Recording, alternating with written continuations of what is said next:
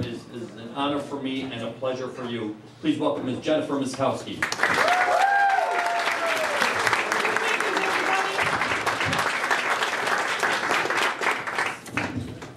My name is Jennifer Myszkowski. My mother named me Jennifer because that was the law in 1975. Don't pity me, she mixed it up a little bit. My middle name is Ann. Thanks, Mom. Whenever anybody hears my last name, Myszkowski, they always say, Myszkowski. Is that Polish? And I always say no. When my great-grandfather was coming over from Ireland, he changed it from Myszkowski, so as to avoid the immigrant stigma. There are these ladies called red hat ladies. Do you know about them? They go out, you know, because of that poem, "When I'm an old lady, I shall wear purple and a red hat," and they go out and have lunch and do sassy things because they can. And I was out recently, I saw a group of red hat ladies, and with them were some ladies with pink hats on. And I called my grandma up, she's a red hat lady, to find out what the deal is. And she said the pink hat ladies are the ladies who are not yet old enough to be red hat ladies, but they want to hang around the red hat ladies. It seems that the pink hat ladies are the training bra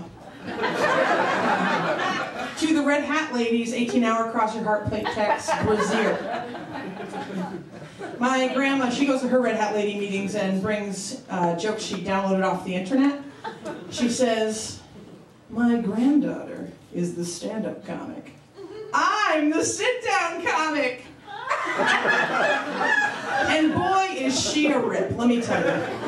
I was visiting her in Florida because that's where old people live. And I was reading the Sunday paper with her in her living room. And, you know, we were just, you know, passing the time when she turned to me, apropos of absolutely nothing, and said, "Jenny, do you know why I wear these beads?" She wears these enormous plastic brightly colored beads. And I said, "No, indeed, I do not know why you wear those beads, grandmother. Pray, why do you wear those beads?"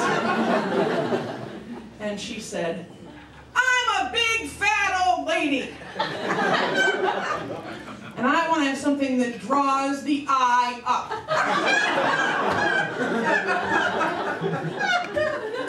Some time passes, and she turns to me and says, "I noticed you don't wear any jewelry." Oh my goodness gracious. She didn't understand the part about how I was taking vacation to see her, that I wanted to sleep in, all of that. She kept barging into the guest room to wake me up. And one morning she woke me up by throwing two boxes of 70s era panty liners at my head. She shouted, "You'll take these home!" And I said, "No, I will not." She said, "I don't need these anymore."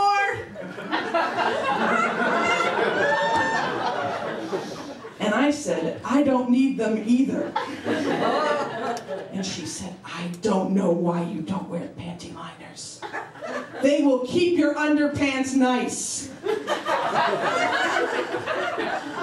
And I said, "Grandmother, I am of the notion that my underpants are there to keep my pants nice." But then, I mean, they were from the 1970s, and I was really kind of curious about them, so I busted open the box, because they came in an actual box. And they were really nice. She wasn't joking. Scented, oh, delightful!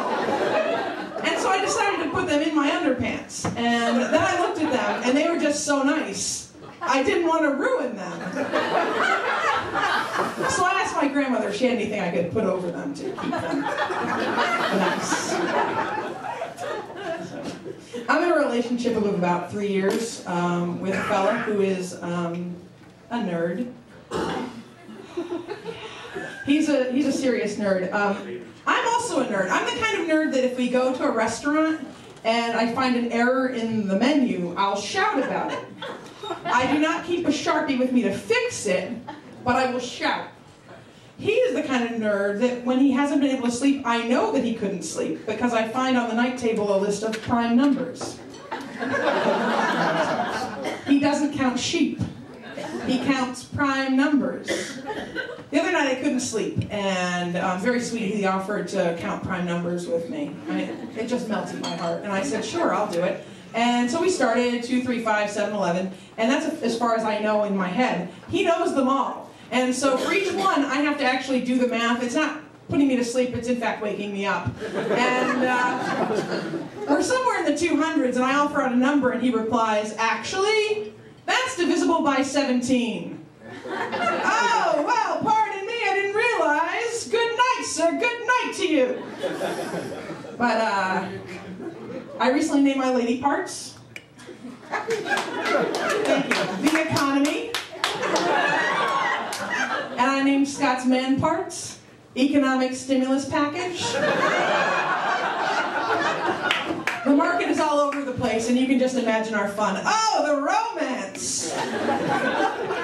Well, like I said, we've been together for 3 years, and I can say with some surety that he is a real machine in bed. A chainsaw, because he snores all fucking night long. Sawing logs. I've nicknamed him Husqvarna. See, that's a joke for just the people who are familiar with brands of chainsaw. Husqvarna. Anyway, I read a lot of self-help books. I read a self-help book recently that said if you're overweight and you never mention it, no one will notice. So until I mentioned it just now, is there anybody here who didn't notice I'm carting around a big fat ass? Anybody? Anybody?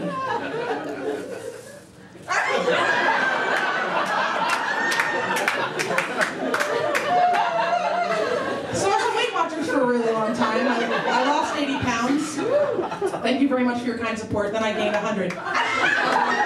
I'm a yo-yo diet, or it doesn't make me bad, alternately fat and thin on various occasions. But my Weight Watchers leader used to say to me, Jennifer, when you get done with your points for the day, just go to bed. Hi, hey listen, I can't come into work today.